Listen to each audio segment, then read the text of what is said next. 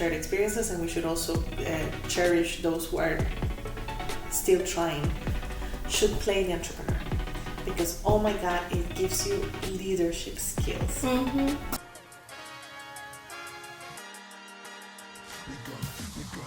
Welcome to Startup Sluts, where we keep it real.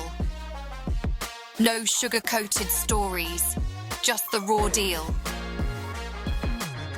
Hello and welcome to Startup Sluts, how to fuck up your startup. The podcast where we dive deep into messy, chaotic, and sometimes even hilarious world of entrepreneurship.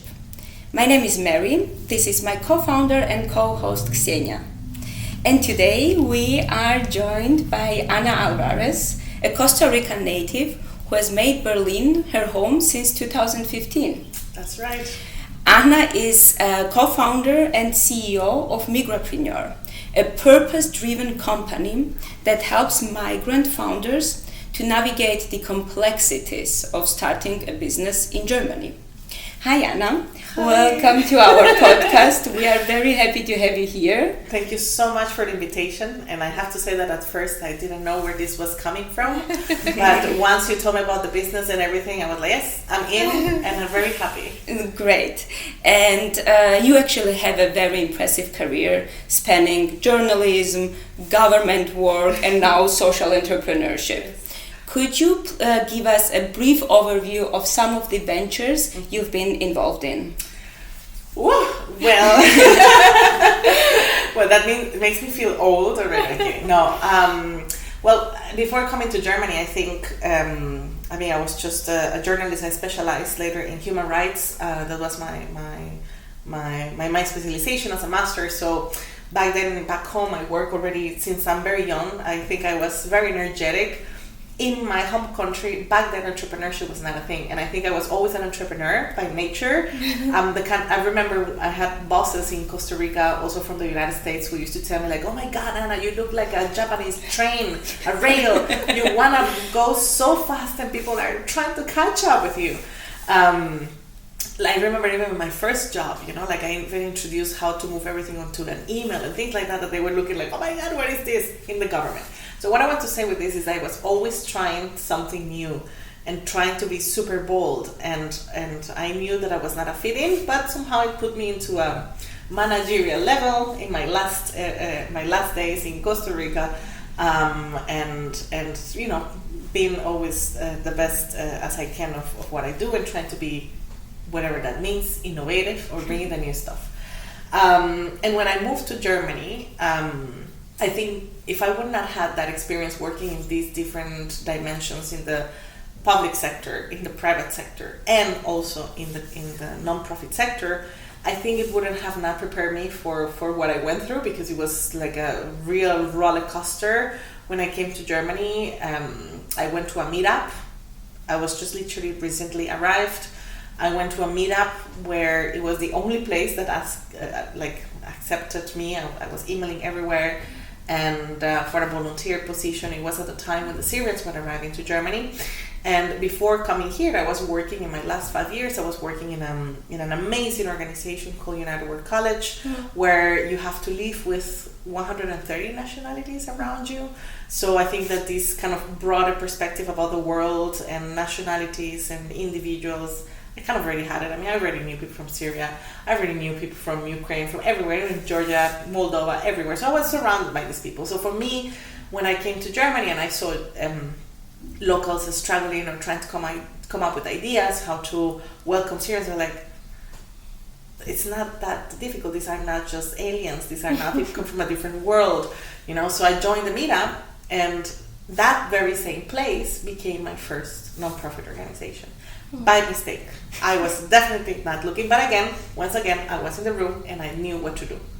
And I think that was kind of like understanding that I was always an entrepreneur, but I never knew, because it's not only knowing what to do, but it's trying to build something out of it, trying to come up immediately. And I'm this kind of person. I'm in a room, okay, I have all these people, they're trying to come up with ideas, okay, why not we do this? And then all of a sudden, to a lot of people around me, oh my God, this is already an organization. And I'm like, okay, well, whatever. So that's how it started.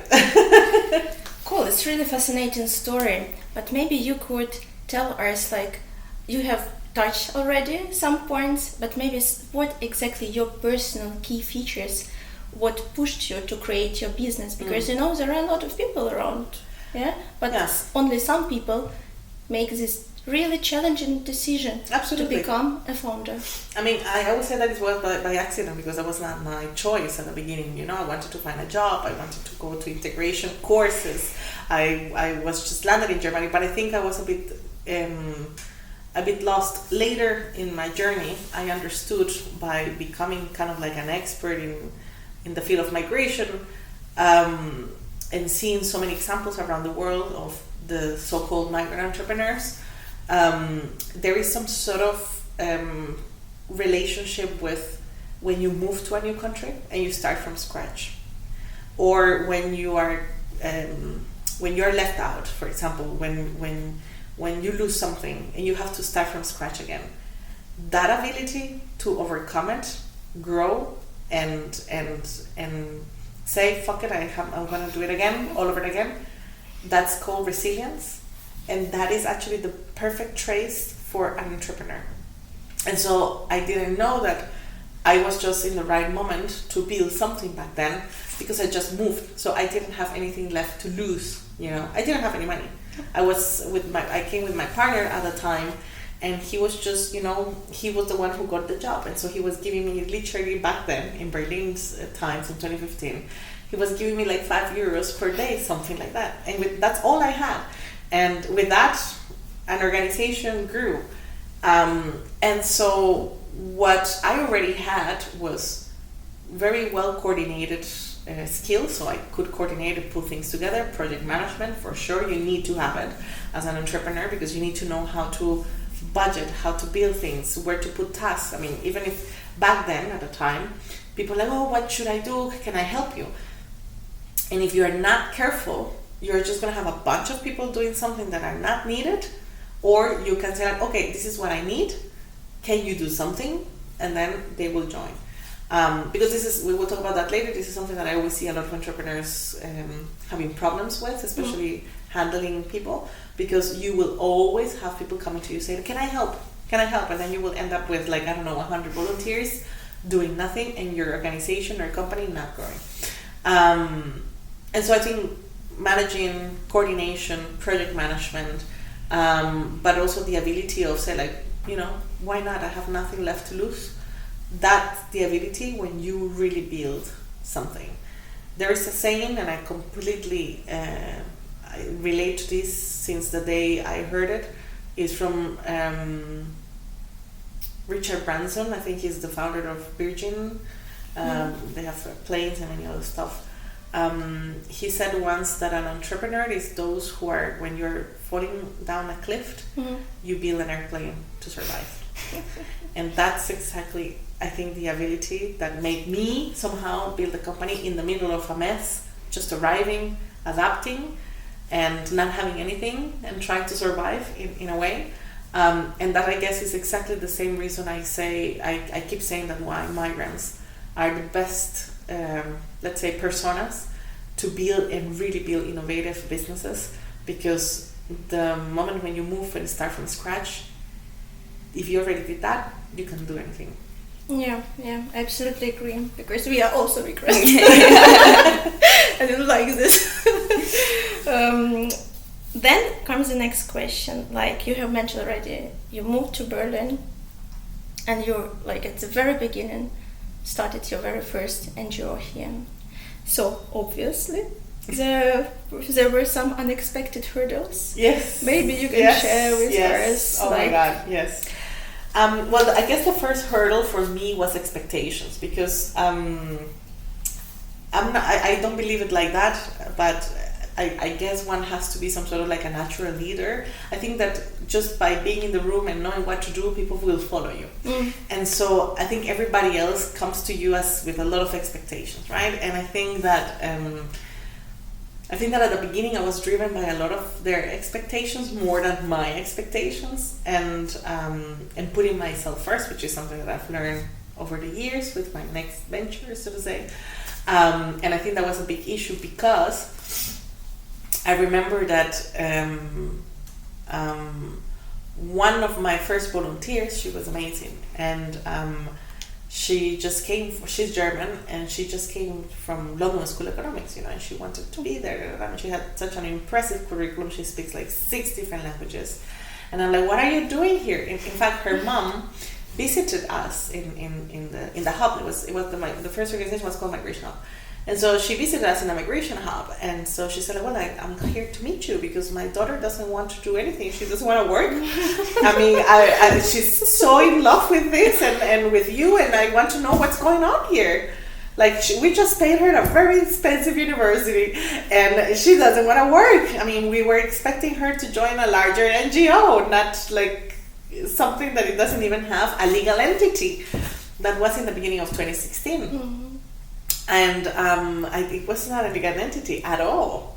And so we talked, and I think she got so in love as well with the vision and everything, and she gave me the first capital. And with that, literally, I like, she was a woman of her word, and she just deposited in my bank account. Mm-hmm. And literally the next day, I was just basically Googling a lawyer. How to deposit money, how to move this money to, and then this is how I built my first GmbH. And I think with that came a lot of expectations, and like, okay, so now what? Well, lots of letters, everything that you know, what to navigate German bureaucracy. I didn't even know. I had no expectation on building anything, Mm-hmm. It's just that everybody was coming. The place was busy, people were liking it. I just didn't know how to set up a business. I just didn't know how to... But the setup of business is not about how to create a business, it's the legalities of it, mm-hmm. the bureaucracy of it.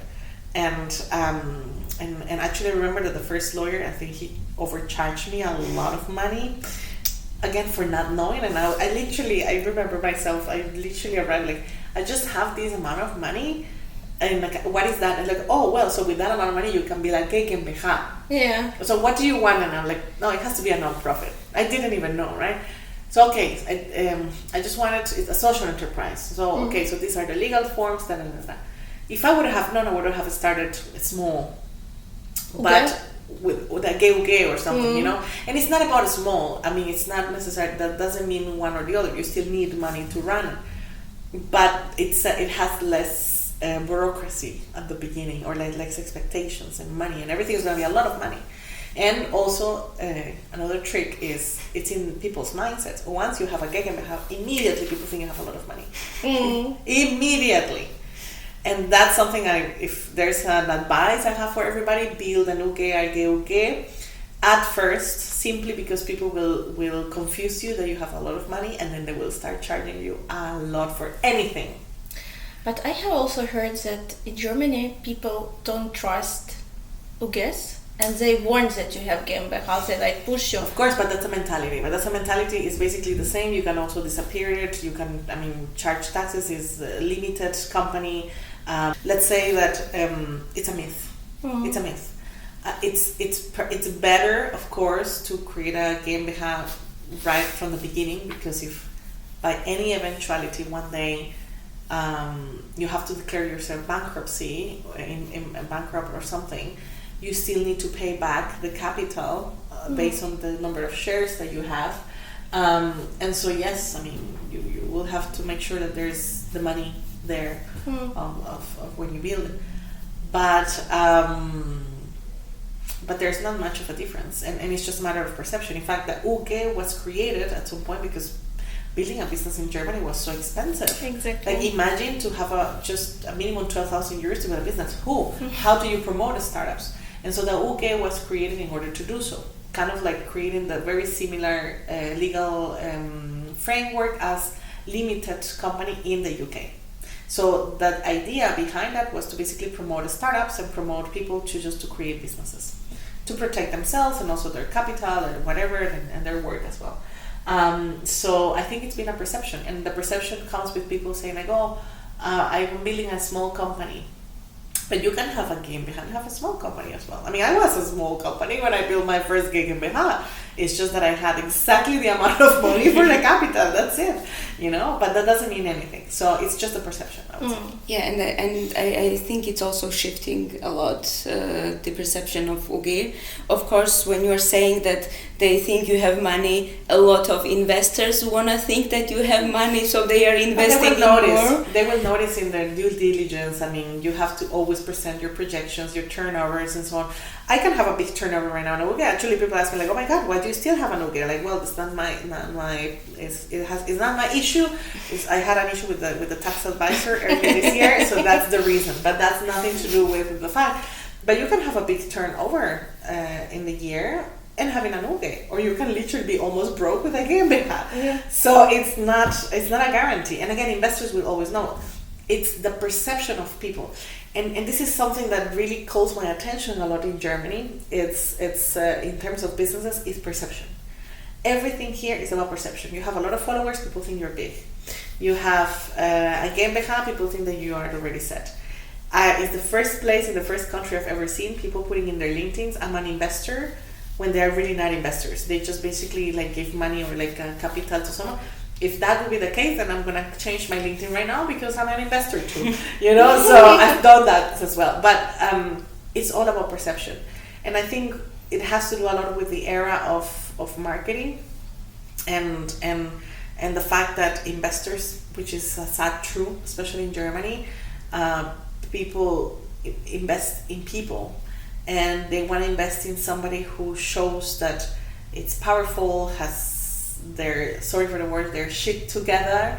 And I think social media is changing that thing. I wish investors will focus on the numbers, would focus more on turnovers, how much money you're making, if you're making money, if it has profitability, has options, the background of the person, if you're the right one, if you have experience in what you're doing, and stop focusing less on your LinkedIn page, and if you have a lot of followers or not, because you can have a lot of followers by creating quotes from Pinterest, or you can really show that you have made a business out of it, and that's something that I've seen here a lot. And do you think, like when we talk about that, do you think it has something with like a cultural differences also, because we've now mentioned like some practical challenges, absolutely. But like what would you say were like the biggest cultural differences that surprised you here? I mean, I'm from Costa Rica, I'm from Latin America. We're impressively good out of marketing.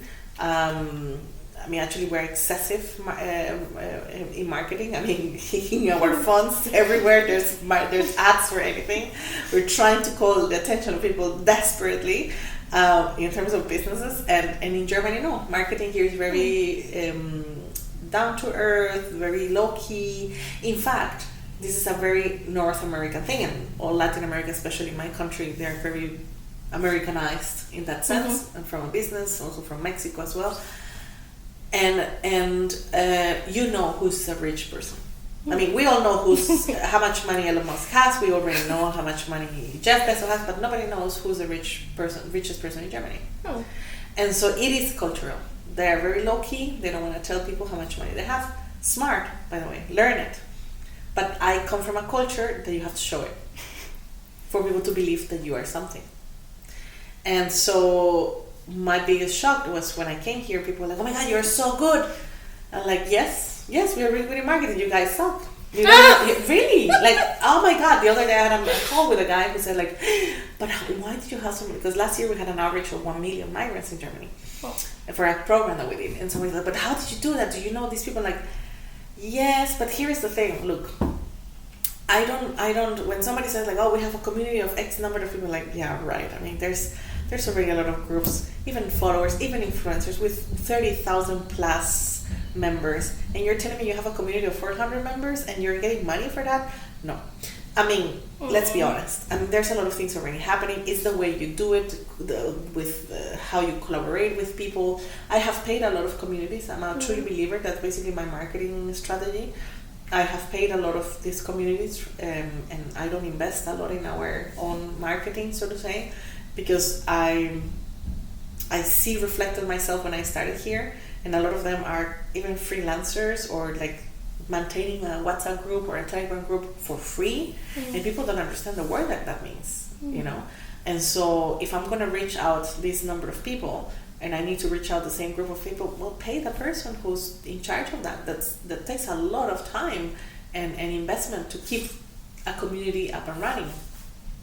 And so when I confront this with the Germans or locals trying to build their own and making too much marketing out of it, I'm like, no, I think it's definitely a cultural thing. I think they really lack the expertise of really getting customers a lot. Yeah, but again, I think this is very Americanized, or the Mexican style of doing things, and the influence that has had in Latin America and the way we do marketing, compared to Germany, for instance.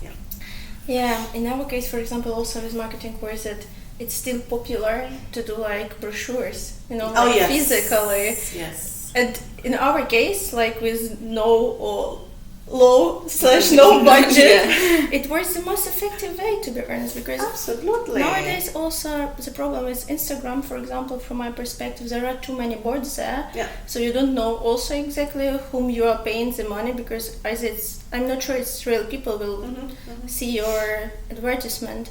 So physical advertisement in our case was very effective.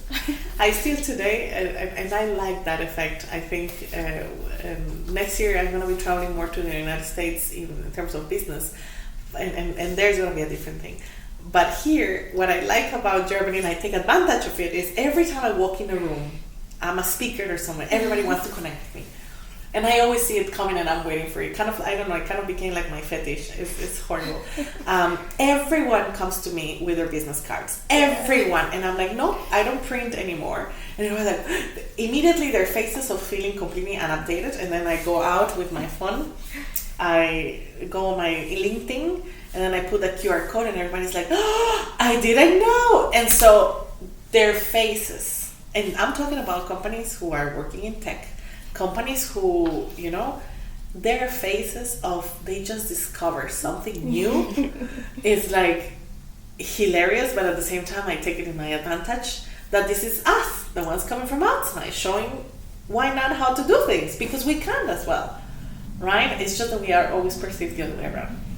Yeah, and I think nowadays, as we were also in this startup world where more young people were there, the innovation from that side comes quicker, and we were also using like QR codes for our landing pages and websites, and really tried to, first of all, because it's like good for the nature, and second of all, because when you have zero budget, you kind of look where to save more. And also, it's not necessarily, you know, like I do it from time to time. I revise pitch decks from other people, or I'm invited to contests and so on.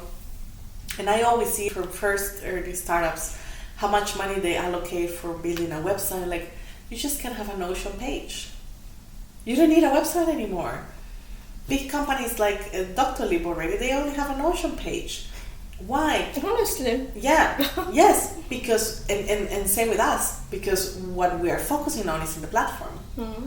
Because we want to make sure that we do really have a very thorough website and a really thorough platform to onboard our customers and users and experts and so on. And especially if you're doing an app, why do you need a website? Mm. For legal matters, you need a website because of the influence. So then do it a Notion page. Why do you spend so much money and time in building a well-designed web? That time already passed. I remember the times of the 3D and the moving pictures, and that's gone. Now, look at ChatGPT. What is it?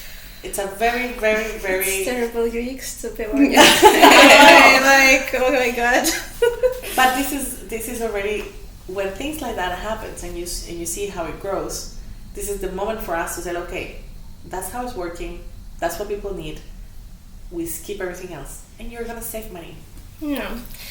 Talking about save money, like you did already a lot of businesses, a lot of ventures, and I'm pretty sure there were made some mistakes. A lot, every day, still today. So, can you share a significant mistake or failure you experienced with one of your ventures? What went wrong, and what was the immediate impact? Oh God! Well, wow. Where to start? Wow, I don't have something in particular because it could be a chain of mistakes sometimes, you know. Wow, I think hiring people is the mistake. Yeah, I think, and that has a bigger impact. And I make this mistake more often because of my personality, I would say. And actually, in the next stage where we're heading with my company currently, I don't want to deal with that. I'm onboarding somebody, and I said, you deal with that. People get too attached to me because of my personality, and it's the same reason why people follow me.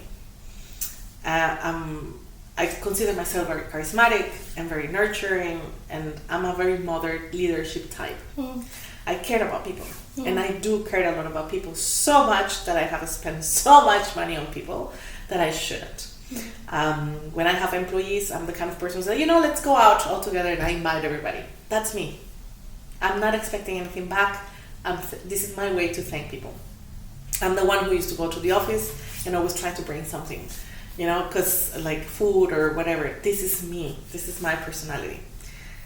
What the interesting thing is, and also based on where I've worked, I'm from Latin America, but also when I worked in this organization with 130 nationalities, of course they loved it, and that was part of the experience. And I used to also spoil them a lot. I used to work with kids, teenagers mostly, between 16 to 20 years old, from 130 countries. Of course they loved every time I jumped in the car, or like invite them to my home, or take them all to McDonald's, or take them all to a restaurant. Or I remember once we had a project and I took them all to do this kind of like jumping, I don't know what's the name of this, jumping, whatever. I used to do that, and I'm still doing that. The problem here is that when you migrate in a country like Germany, that it's very selfish.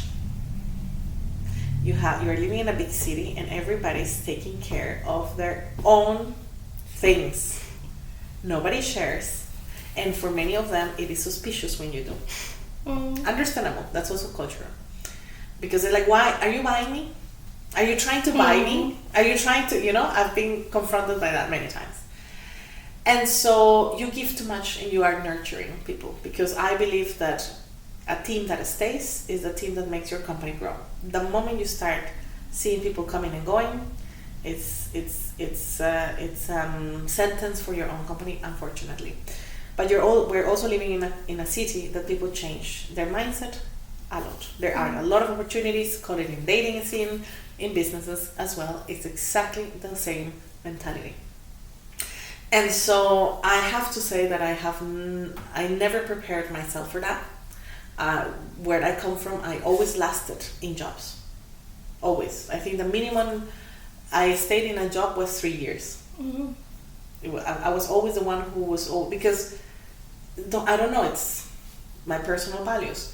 And so here I have been confronted with that people join you because they want the mission, but if there's something they don't like or they find something better, they leave you without remorse. They have no interest, no intentions.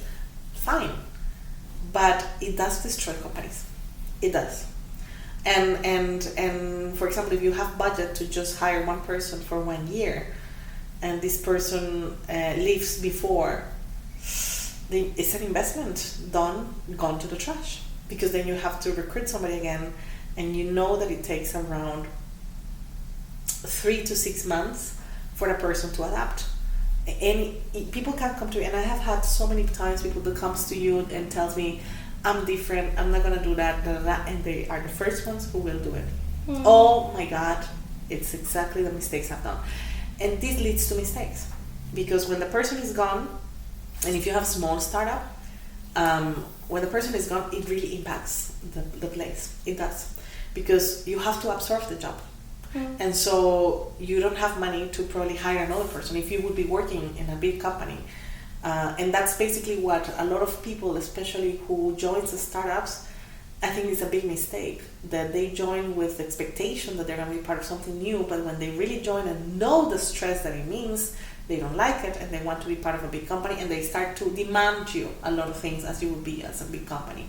But these are things that you need to be very clear up front. Of course, I've learned my lesson on that end many times, because anything else, meaning a bad letter, a yellow letter from the finance and whatever, anything can be solved. Anything. But what it cannot be solved, and that's something that has happened to me very recurrently, is you are in the moment of growth, and in that moment something happens, somebody breaks up, somebody this, somebody does that, emotions, somebody has an anxiety issues, some people, something changes, and then you have to absorb all the work, and then you have to descale back, or you have to go back. And that's what prevents startups from growing. It's a matter of luck. It's a really matter of luck that you have a co-founder that stays with you in the good and the bads, that you share jobs that nobody likes to do, but you have to do it. I mean, do I like to fill out forms and letters and stuff? Of course not. But hey, somebody has to do it. And so it's an opportunity for everyone in the team, also the ones who join, especially the first full times, to understand that this is going to be also part of the job. And if they don't like it, it's immediate red flag for them to go, and let them go without remorse. And that I'm still learning. And that is something that I keep making that mistake, because as I said, part of my personality is nurturing people, investing in people, but unfortunately we don't run big companies. If we would be running big companies, that I think would be very well appreciated, because you can invest in people, but in a startup mode, we can't. Yeah, I also have the feeling like in Ukraine, for example, people are not common to work on corporate because maybe there are not so much corporates there.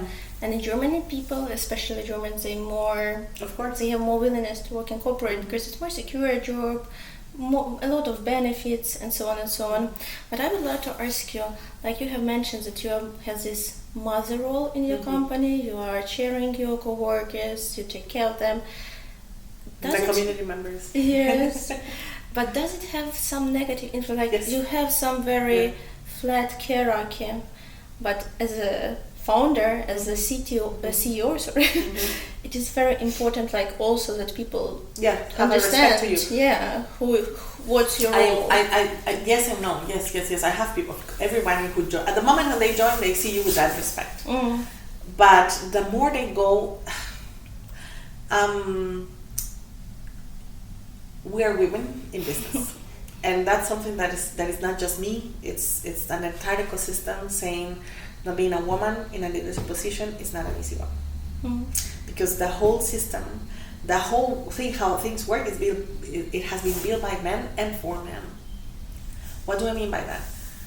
Nobody takes us seriously. Everybody join us because they feel inspired. Oh, a woman and a migrant. I want to join you. You might be something special. But when it comes to really respect your orders and follow you, sign contracts with you, do the things that they have to do, sometimes I ask them, would you do this to a man? Would you do exactly this to a German person? Would you? No, right? And this is the moment when you awaken in people biases and things that people are not aware. They all want to join, they all want to help you, they all want to genuinely do something.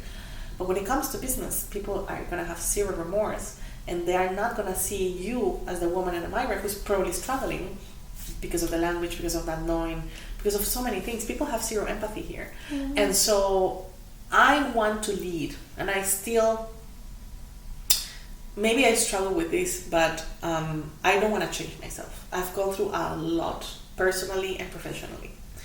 The more I build, the more comes with problems and jealousy and people trying to turn you down. I have haters as well. I have people who like really people who really hates you. I have people who really loves you, people who hates you for nothing, just because of jealousy or because you awaken in them what they want to be, but they can't, especially when you are a woman and a migrant. And if you have a German who hasn't done or accomplished much, this person will completely hate you. Like, what the hell? Why you do and I don't? I have faced many of these things, and also, I mean, let's be honest, it's also a reflection of the society. That's why we have right now the right wing trying to speak up against us migrants, because they don't like the migrants who are coming, getting the new things, and that. Well, we're working for it. It's not that we're doing it and the government is giving it for free. In fact, I've been in panels. I remember once in a panel, I tend to be very critical. I mean, I also come from a background in human rights. Of course, I have a critical mindset, absolutely. And I know what I'm talking, especially when it comes to societal issues. And I remember at the end of my panel, this woman stood up and she said, you should be more thankful to Germany. Look what Germany gave you. You would not be there if it wouldn't be for Germany. And I was so shocked. I didn't say anything. And I had like this knot in my throat, because I was like, can you explain me what has Germany given me? Nothing. I've built everything myself. If I have paid a salary, it's been out of my effort, my curriculum, my name. I'm actually paying too much taxes to Germany, and everything I do is more money, a new letter, more money. Tell me what has Germany given to me.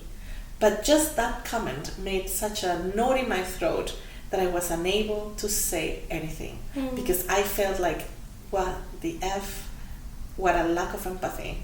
What is what people, the notion people understand what is being an entrepreneur, but I don't know if people understand what it means to be an entrepreneur, what it means sometimes to have nothing. Like I also have been in the past, I'm not with him anymore, with my former partner, with my ex-husband, so to say, but we still have such an amazing relationship, because if there's somebody who knows and understands how hard it's been for me when he had to welcome me back in his apartment and already separated, because he knows that when you're an entrepreneur, you can one day have a lot and the other day have nothing. And that's something people do not understand what it means. And when somebody comes to you and tells you should be thankful to Germany for what Germany is giving you, oh my God, I'm exactly going back to an apartment, because it's or either I do that or I pay the finance amt. So what should I do? You know? And so that hurts. And so it hurts so much when people around have such a little empathy and understanding what it means to be an entrepreneur and starting from scratch. Yeah. Yeah, I agree on that, because there is also something we've noticed. There sometimes our expectations also too high. That's something you've also said, that we kind of have to get it, we need it, they are promising us. But on the other hand, the supply is also lacking in what they are promising. But you said, for example, that you don't want to change. You understood where you make mistake, but that's part of your personality too. I don't want to change my personality. Yeah, and that's a great thing. You don't have to change your personality, but what you can do is somehow prepare for that, so that you are maybe gonna fall, but at least on something like a couchy surface. How can you do that? Like, how can you? Very simple. Now, I have not changed my personality. I'm still nurturing. You want to be with me professionally or personally, I'm gonna nurture you and I'm gonna give you everything. You want to exit, you don't want to work with me, you don't want to do that, you're out immediately. I don't fight back. I don't try to convince you to stay in the company. I don't try to find ways. I don't take it personal anymore. I used to take it personally, like, oh my God, these things, everybody leaves the job. No, they leave the bosses. It doesn't apply to me. And so I had to make my mind that this does not apply to me, because I'm just a startup, I'm just starting, I don't have a big company, I have no money to invest in HR. And from that on, if somebody claims that they're leaving me because I'm this and that, go. Because I am not going to be criticized by somebody who's not with me in the arena, period. And that is something that I've learned in the hard way.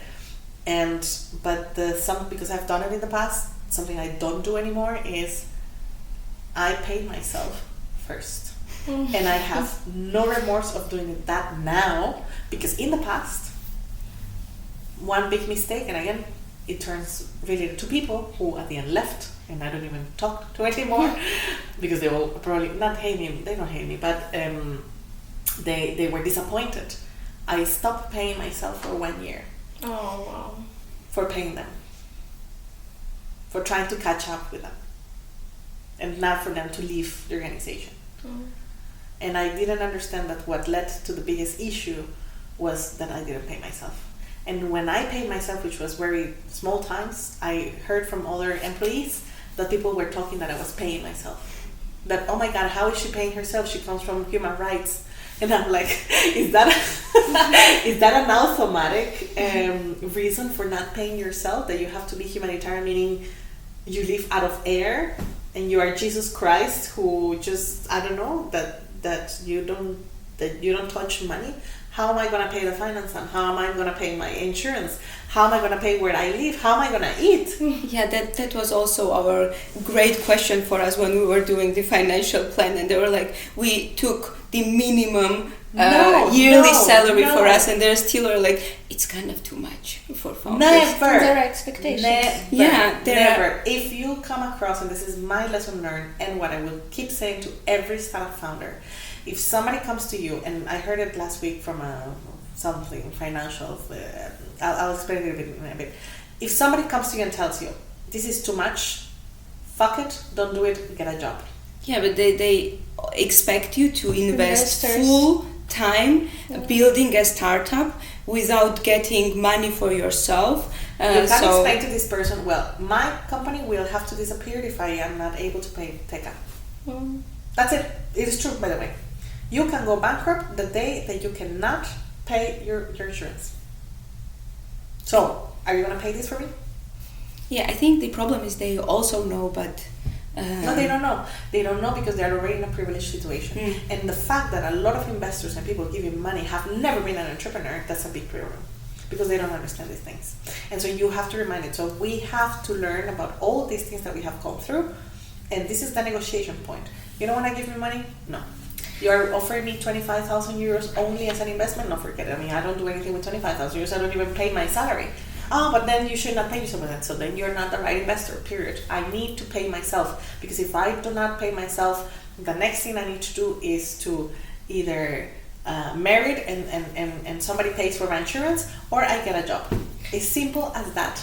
Yeah, I have also heard, I had a conversation with another founder, and he has told us like they have like a cap table of business angels, and all of them are already very experienced, successful founders, and he has all its best investors ever, because they like you send them monthly like the reports done, they don't stress you, they even help you if it's needed, like with a real experience, because they like experience all this stuff you are going through. So yeah, I truly believe that other founders, they are best investors. I understand you. It's a matter of luck sometimes, you know, and unfortunately this is something that I cannot size it, measure, give the right formula, what it works, what it doesn't work. There is a profile of the founders that certain investors want. And again, sometimes it's a matter of luck. I mean, sometimes you team up with the right co-founder, and sometimes you stay together for a long time for the good and the bads. Sometimes the other co-founders are like, you know, I can't continue supporting you. You know, and if it's only one person, then it's just one person, and that's going to be much harder. But at the end of the day, in the eyes of the investor, they want to see that there is a relationship. They want to see that there is a cohesive team, and sometimes it's a matter of the right time that they come and saw you both together and working really well. Sometimes it's a bad luck that it arrived in the wrong time.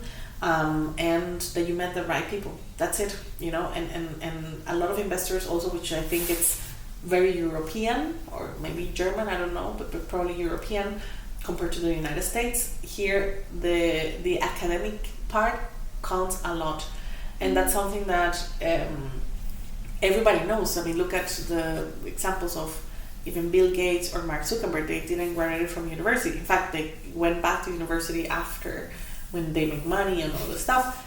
Here, the expectation is so high. Is like, I know this startup, which for me is a great example, but we cannot follow it as an example because not everybody has the same background.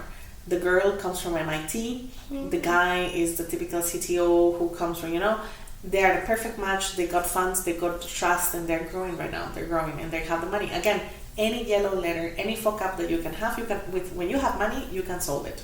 Period. You have the right insurance, you have the right thing, you just go for it. People is the problem. So if you can pay them a salary from the get-go and so on, then there's nothing else for you but to grow.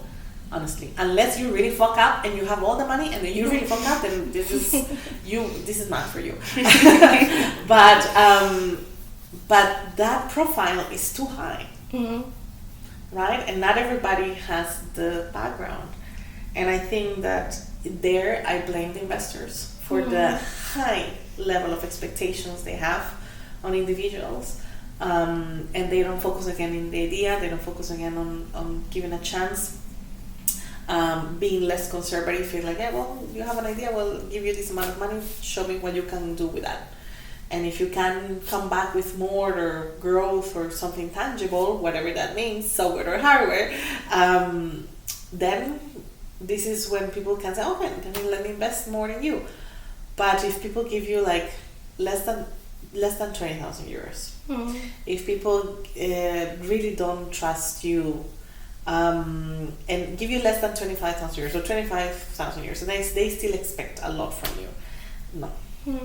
What can you do with that? It's the smallest ticket, to be honest, I think. Yeah, there are even smaller, but we've been told that that's the smallest you should agree on. What can I say? I've also made this mistake in the past out of not emergency, but also things that you learned as well in the future, that you should not expect less than that. And I am telling you, absolutely right.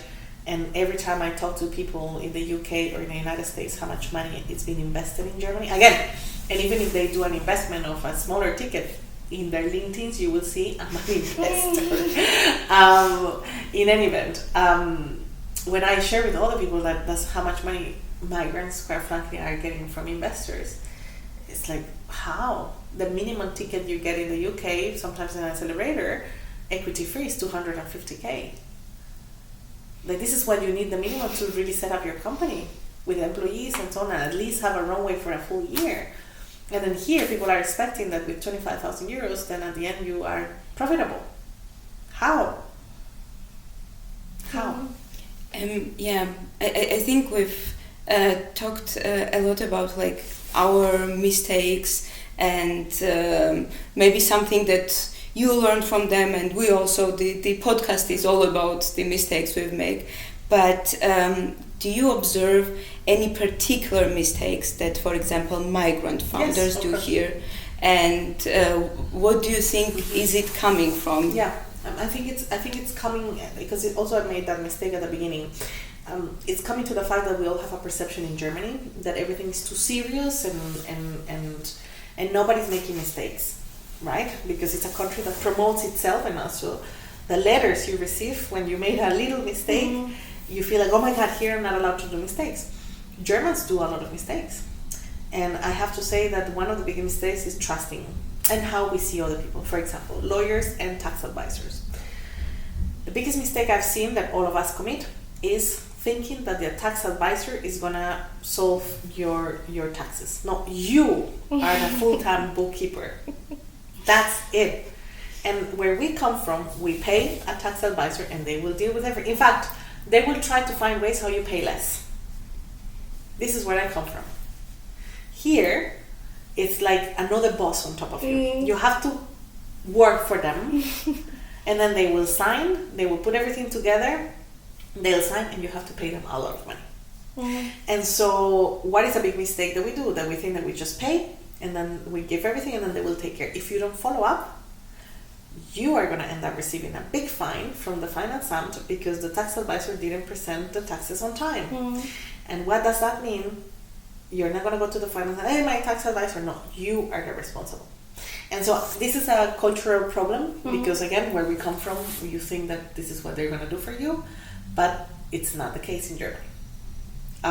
Expectations and the way they work. I still think that they could do that. They would do it, but only if you pay them a lot of money, you're in a big company. Yeah. The second thing about lawyers, the same. You think that a lawyer is going to come to you and like we see in the movies, American movies, that they're going to come to you, they have a strategy, they're going to prepare you, and they're going to drive you, and da-da-da. No. Here you're paying for an advice, and they're not going to tell you what to do. You have to make the decision, which is something that is still, it's a bit frustrating sometimes because it's very expensive. I mean, paying a lawyer is quite expensive, and still they don't tell you what to do. Yeah, we have learned it also. It's really frustrating. And maybe you can tell also what mistakes entrepreneurs making, migrant entrepreneurs making with investors. Yeah. So finishing on that line, again, the mistake that we do is that we don't take ownership of it, and we think that even if we pay, somebody's going to solve it for us. The mistake that we do with investors is, again, also cultural, and that's also part of learning. We think that an investor is that we can just go with an idea to an investor in Germany, and no, I mean there are unfortunately it's less and less and less, but something that for startups, for instance, or any other entrepreneur building, I don't know, restaurants or something, Germany or banks have other opportunities. Nobody likes loans. I understand, I get it. But there are plenty of other ways. Again, it's hard to get access to it, and this is what Migrapreneur is trying to solve, which is how to make this information more accessible to people, because that's why people go to an investor right away. And sometimes you can test it by getting a grant from this part of the government. You test it, you build it, and you go out. The problem is, the one that we're facing right now is that from this year onwards there is less money available for startups, but before last year there were a lot of money. And so, meaning you could have joined an incubator paid by the state, for instance. There were plenty of grants for prototyping, for pioneering, for commercialization, and just people didn't know. And that's, I guess, the mistake that migrants are doing, but it's not even their mistake. It's just not knowing, compared to a startup built by a German who already had experience in the startup ecosystem, because also Germans, they don't necessarily need to know that these things exist. But only if you have been there, you probably know. And so that's basically the mistake that we do is maybe before going to an investor or preparing ourselves, thinking that we have everything to go to an investor, is network, surround yourself by other peers. That's why I believe in communities. That's why I believe in going around just to listen. The best advices I've gotten is somebody else next to me saying, hey, have you tried this? Oh no, I didn't know that existed. So this is how word of mouth has happened. So that's why I guess that before going to an investor, meeting with an investor is that. And another big mistake that I see happens always, and it always turns bad, and nobody listens when you tell them at first, is because part of our clients, let's say our users, are people who are going to start a business, right? Or set up a legal business. And it's a typical thing. Hey, I'm meeting an investor, so and he likes my idea, so I'm creating a company. Like, did he make you a promise that he's going to give you money? No, but we are in conversations and da-da-da. And so people run into building a company just for the investor, who probably, again, it's like dating. Raising money, it's like dating. And yes, it's as savage as dating in Berlin. Absolutely. So people are going to drag you along. They're going to ghost you. They're going to disappear. They never talk to you again. And you're going to follow up until you understand that no, they don't want to talk to you again. If they like you, and then they go in even without asking too much. Oh my God, I've seen this as well. It's what it is. I don't like it.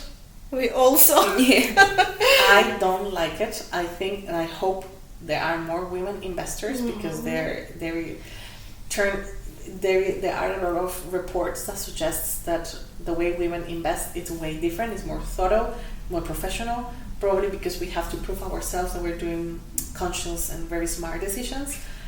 But oh boy, the things I've seen from investors to other people is just as scary. And so again, sometimes a matter of luck, but then the ability that we need to learn, or the skill that we need to learn here, is sense it. It's like going to a date. You feel like it's a click. If you feel it, go through it, but do not sacrifice yourself just because you feel that somebody kind of like you. No, if it's going far, if until there's no contract, until there's no, the first signature is something called the term sheet, which is that the investor and you are writing down the agreements, until it's not happening, there's no investment happening. There's nothing coming, and you should not sacrifice yourself, and you should not develop anything further until you have the money that you need to make that happen.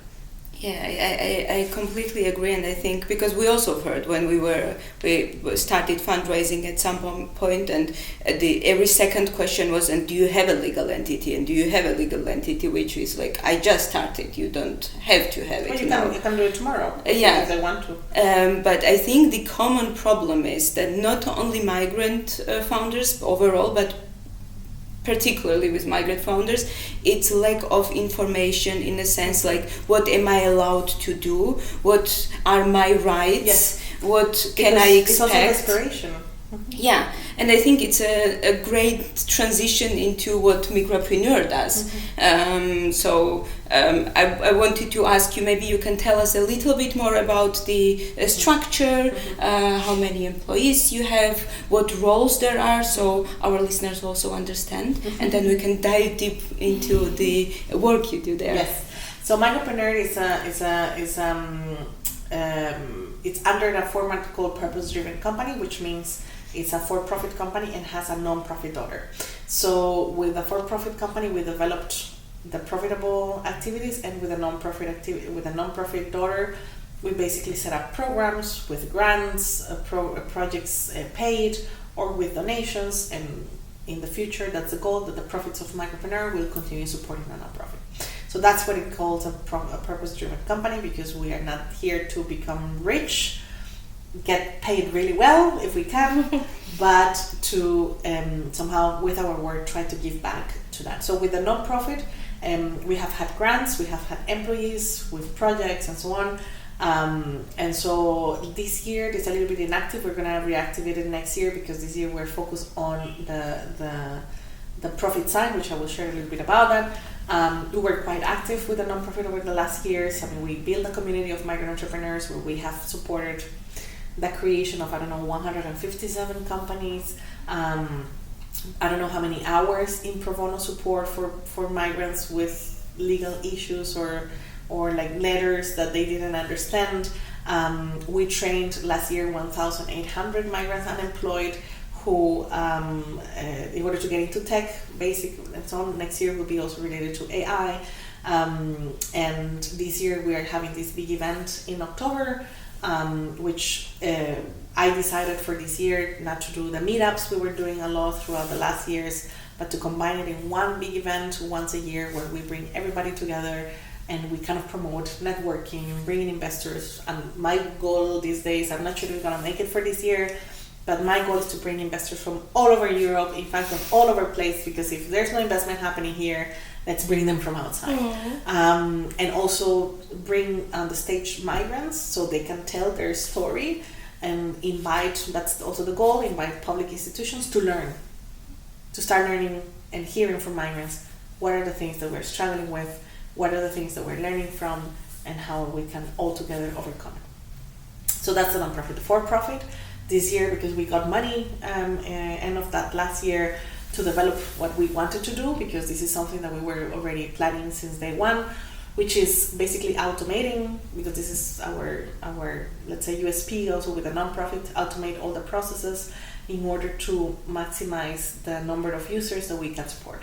And so mostly the automation part of the marketplace, which is making sure that migrants can get access to that information and be matched. So for example, even if you are creating a company for the first time, that you receive all the information that you need to set up a company, the expert, book a notar, book a lawyer, a tax advisor, which is one of the things that people struggle with the most, or at least tools, opening bank accounts, saving time from people to open bank accounts. So meaning that based on your passport, you immediately have access to the bank accounts that you can open, not like we do regular basis that we try it in every bank and we get rejected. And next year the idea is to just turn it into an agent where people can ask one-on-one questions before they come to Germany. So Migrapreneur will move from the entrepreneurial side only to anyone arriving to Germany. Yeah, that's really amazing. And it's also impressive what you've mentioned, this combination of hybrid non-profit and for-profit. Because that's what I wanted to ask, because we at the beginning also were thinking about doing that, because based on yeah, we moved from it, but because it was fitting to our type of company we were building, we wanted to help as non-profit Ukrainian refugees and for-profit to other groups, but like as soon as we talked to tax advisors, they were like, don't do it. First of all, it takes more time, it is more costly, and it might even cause you some legal issues. So the question is, how do you navigate that? No, I struggle a lot. No, I'm a full, when I meet somebody, it's like, oh, what do you do? Like, I'm a full-time accountant. That's my job. Actually, I have this friend of mine, he's American, and he sold his company. He always tells me, and I always get angry at him, but I try to understand where he comes from. It's like, Anna, why I don't see you out? I don't see you networking. I don't see you this. That's your job. And I'm like, you do understand what it means to have these two. Like, I'm behind my computer, scanning papers, answering questions, and literally bookkeeping. And like, yeah, but it seems like you're doing bookkeeping all the time. Like, yeah, because that's basically Germany. And when you have a non-profit, it's absolutely exhausting. It's absolutely exhausting. And also the funds that we have received, also for the non-profit, for the for-profit, there are some public funding for that. And oh my God, the reporting is serious. It's like I have to have timesheets where I have to write what I'm doing. This is too much work. So how do I do it? I mean, I'm doing it. I mean, I don't want to say that I'm perfect. When I have I'm in a transition right now. I'm onboarding people because there's a project who ended, team that left, new ones that is gonna come for that particular part in the non-profit. And so yes, so it's always a bit of a hassle. I'm changing sometimes tax advisors because lesson learned. I mean, if they're not answering, if they're not giving you like the answer right away, change it immediately. It's your responsibility. And yes, onboarding a new tax advisor, it takes time, and we should have already moved from a UG to a GmbH last year because of the investors, and I'm late with that. So I'm struggling as every entrepreneur. But I had to change my tax advisor because he was not answering. So yeah, how do I do it? The only thing I can tell you is I had to make my mind that yes, it's part of the job, and yes, it's I have to learn. That's why a lot of things are not happening in the non-profit this year, and that's a conscious decision. I feel like manage these things. We go out. I solve problems in-house, and that also is part of it. If I had to change a tax advisor, I knew I had to roll up my sleeves and then do everything again with a new one. So just understand that this is part of the situation that you're dealing with, and make that a priority, and then the rest can wait if it can wait, right? At the end of the day, I don't have to fulfill anyone's expectations. I'm very secure of what we do. The need is there, and I'm always telling people we're coming, trust us, that's it. It's so it's just a matter of priorities and making sure that you understand that that's the number one priority, unfortunately. It's also very interesting, because of this combination for-profit and non-profit, but still for-profit part of your business, you need an investor, and it should be potentially like impact investors because of this social part of your business. And how do you feel? What is more challenging to find this impact investor? Yeah, the problem with impact investors, and this is something that I already know since years, is that impact investors also serves to an agenda, right? So everybody has its own topic. When we have crisis, which is bad, unfortunately, when we have like Ukrainian crisis, or like the refugees arriving from Ukraine, or when we have the Syrians arriving, that migration is important. If not, it's not. It's climate change. There is no consistency in impact investments, especially big companies, on where to invest. everybody said, no, we're open to new technologies and innovation. No, but you always see that when it's climate change, it's climate change, or when it's migration. So it depends on the time. So I have found in Netherlands and in France more comprehensive impact investors, meaning more understanding and open-minded agnostics who it's all a matter of impact rather than the topic. Because at the end of the day, I mean, migrants are always going to suffer. We're always going to have a problem. There's also an opportunity there. So I have to say that I have found, at least in these two countries, more impact investors open to these type of things. But again, easy to track. Go to the website of an impact investor and check the people who works there and their background. You have to research or like stalk them, and then you see where they're investing. It has to do with the studies that the person went through. It's a likability. At the end of the day, it's a likability, because they always have somebody. Every impact investor or investor in general, but especially impact investors, they always have somebody, which is, it's not even an investor. They call themselves investors, but they are not. It's just like these agents who just scout people. And so if I studied human rights, most likely, not my case, because I'm much more open. I also coach a lot of impact startups around the world. So you have a tendency of what you like more. At the end, it's a matter of likability, which is also bad. But at least when there is some sort of like a process of approval, is agnostic, then you have at least more chances. But most of impact investors wants to see you already making money and already in a certain level. So I would say it's most for growth and not for early stages. And so for early stages, the challenge the ones who depend on impact investment, depend on is on regular investment, the luck of getting equity-free grants to grow it until we're ready for impact investment. Would you say generally that migrant founders more tend to create impact businesses, or it's like a huge misconception? Good question. I don't know. I always thought that yes, because somehow when we build something, it's something that it pains us. And so it happened to me, it happened to you, happened to another girl from Poland that I met last week, who is also building through AI on taxes, because it's also a pain that she went through.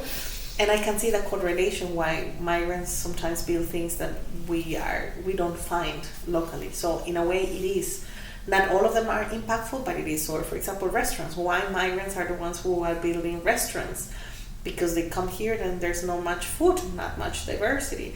And so we actually, in every big city, like Berlin, that has all kinds of food, we have to thank migrants, because they built something from their culture, because they wanted their culture to be there, because they didn't like the German food. I mean, let's be honest, when you go out at night, do you go to a German restaurant?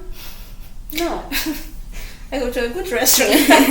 Right, and so that is thanks to migrants. Now, do we call it impact? No.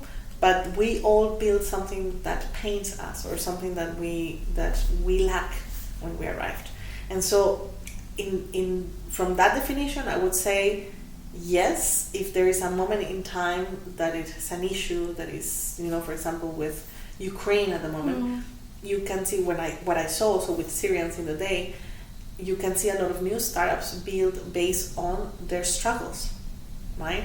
And so that is a very specific moment. It's like a photography of the moment, and new ideas comes out because of a very specific problem that was happening in the moment. But throughout the years, when that doesn't happen, still migrants build things that were painful. For example, Omio, which is one of the biggest companies at the moment in Berlin, which is built by an Indian. It's a unicorn already. Well, what did he build? An amazing app, a very simple, not that simple, I don't want to diminish the work, but let's say a user-friendly app to book trains. Why? Because we all struggle when we come here. It's impossible to navigate the only Deutsche Bahn website that exists. So it is, you can see that it's a pain, that he solved a problem. Now we don't call it impact. I do call it impact because we're changing things, and that to me is the definition of innovation.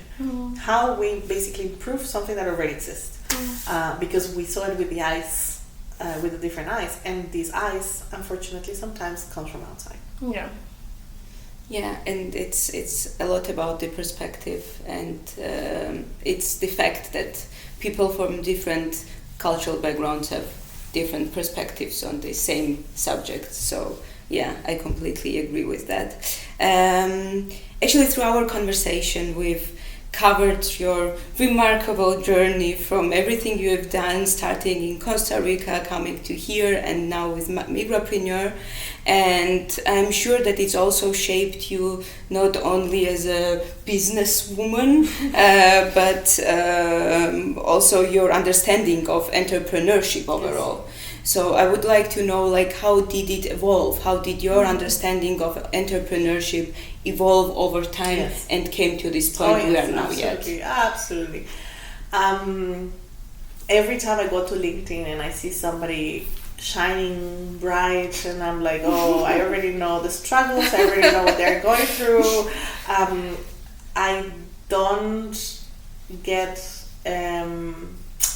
wow that often, because I know what it takes, and we are all in a game of showing how amazing we're doing and so on. So I think that one of the first things of understanding entrepreneurship is not that wow, it's actually hard.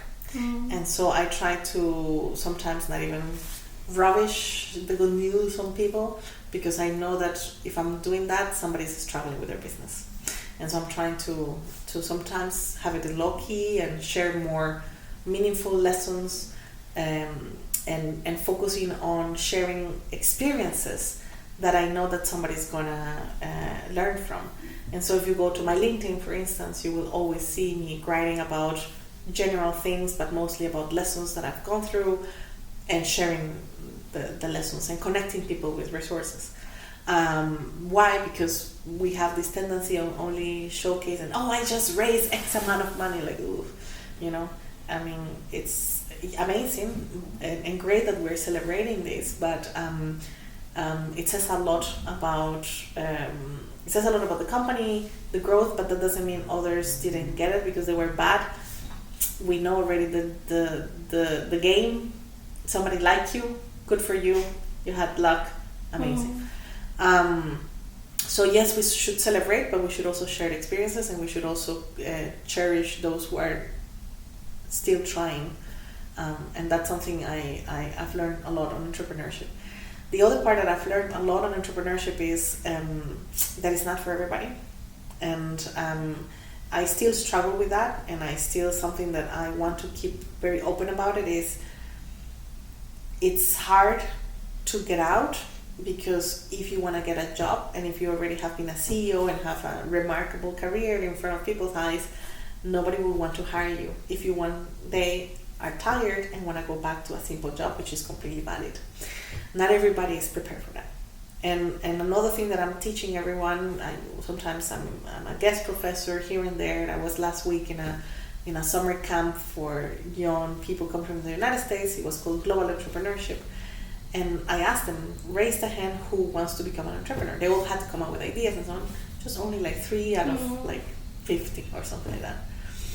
And then I said, well, I invite you all to take it seriously, because I think every one of us in high school or in university level should play the entrepreneur, because oh my god, it gives you leadership skills in ways that you cannot understand. In fact, if I one day would end up being in my company or somewhere else, and I have to hire a leader, it has to be somebody who had already an entrepreneurial experience. If not. Yeah. Because that's, for me, it's a lesson. It's knowing how to, even if you fuck up, the lessons that you got from the fuck up are bigger than the ones who have never been touched. If somebody who hasn't gone through fuck ups, or everything has been amazing and they sold the company and I never had issues,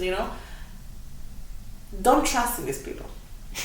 They just had luck, and they're privileged, and they have never gone through hardships in life. If you are not prepared to go through hardships in life and try to solve it, try to fight until the end, these are not people that you want around. It's like a relationship. Don't marry the person who does not want to work through problems. Yeah. It's part of our life.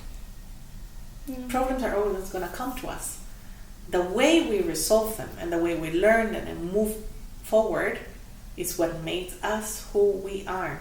And that's what I think an entrepreneur is, and that's my biggest lesson. Everyone should have this as an experience, even if it's a boot camp, even if it's part of their studies, whatever. The lesson and the level of empathy towards entrepreneurs, and later on, even if it's going to be my employee, or even if I'm going to join a startup, or even if I'm going to join a company, having the understanding of how hard it is to keep it and the decisions that people make. Probably as an employee, I would have avoided to take things personal back in the days when I was younger from my boss, and because now I understand that sometimes taking decisions is not easy, and sometimes firing people is not as easy as it seems, and sometimes not having a good meeting doesn't mean that my boss was mean to me or try to, is because there's so many things that you have to think. The higher you are, the more responsibilities you have, the more problems you have to deal with. And if it's still you don't understand the complexity of it and demand things because you feel yourself the center of your attention, it's definitely a trait that we need to start erasing in the corporate world, for sure. Yeah, it's absolutely true, and it feels like you are very reflecting person about your experiences as a founder, as a businesswoman. So the very last question for today from us: if you could go back and give advice to yourself when you were starting your very first business, what would you say? I would have taken it slow.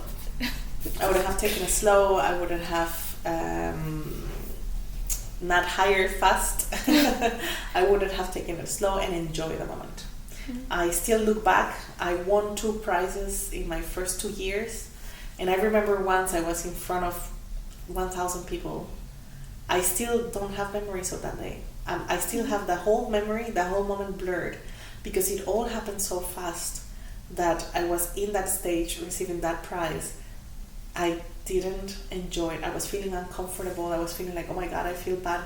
What is my team thinking that I am the one who gets the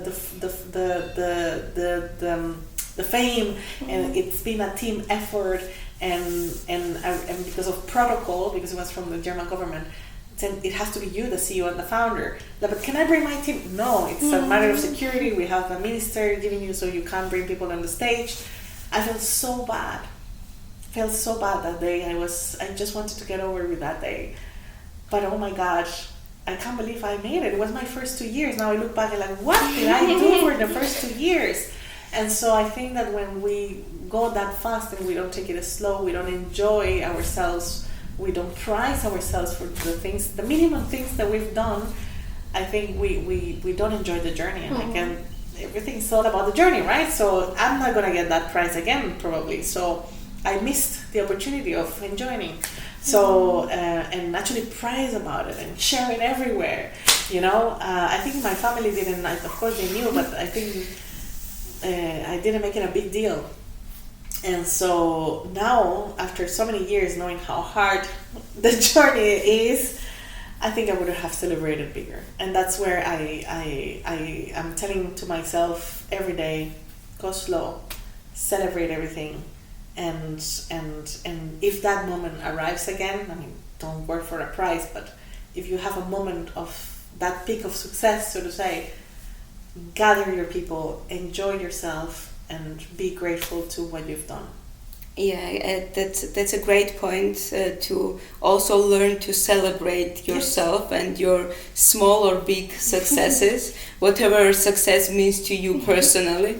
Thanks a lot. Thanks a lot for joining us today, for sharing your invaluable experience and insights with us, with our listeners. And you just gave one advice to yourself. but I would still want to ask you. I hope you take it. Of course. I like to tell stories so people understand a bit better sometimes. Yeah, that's great. But I still wanted to ask you, like, if there was one thing you would advise the migrant founders coming to Germany, the most important thing, founders to be, what would that be? Definitely, probably get a job before starting a company, because especially now with the lack of funding, we need to save money. We need to make sure that we have our own basic, unless there is a unique opportunity, you have something, you have to launch it,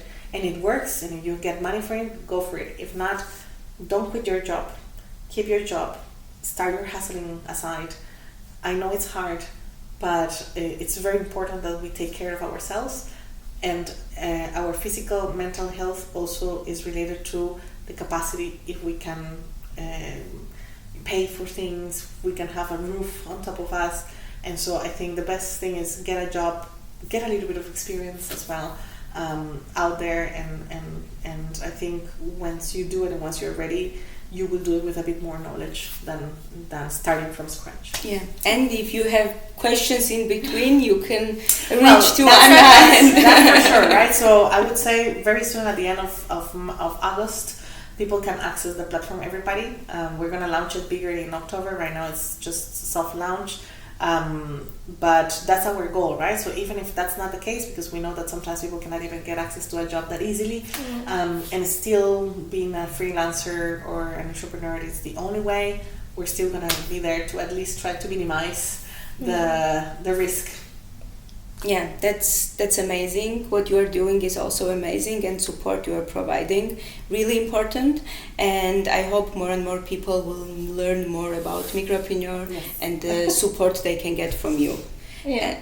Also, impact investors. We will bring more impact investors. Don't worry. It's also part of my personal commitment to us as Migrapreneur, but also to the so many startups that are around me that are struggling so much to get funds. Yeah, we know. Yeah, we've been through that.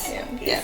Thank you very much for your time, for your experiences you shared with us. No, thank you so much, really, for this.